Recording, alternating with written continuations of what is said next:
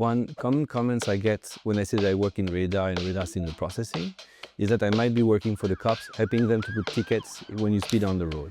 And this is not true. My name is Thomas Feuillard, and I'm from Belgium. I was in UC Louvain, so University of Louvain, and I did electromechanical engineering, which is like building robots essentially. But then for my PhD, I transitioned into signal processing for radar. So even though my work is mainly theoretical, I also need to create my own prototype. So at some point I had to do like a bit of woodworking. I had to do like PCB design, soldering. So things that are like much more applied. You take a selfie and the sun is in the background. The camera has to both acquire the sun, which is really large, but also the details of your face, which is like not as bright. And so often what will happen is that the camera will dedicate most of the acquisition to the sun.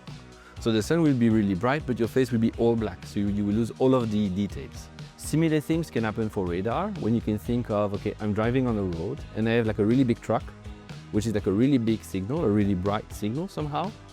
And then in front of it, there's a pedestrian. So if I want to overtake the bus, I need to be able to see both of them. But if I can only see the truck, this is a big issue.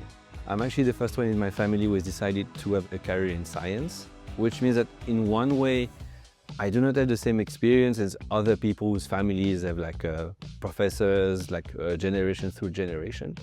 But in another way, it means that I don't limit myself from the experience of others.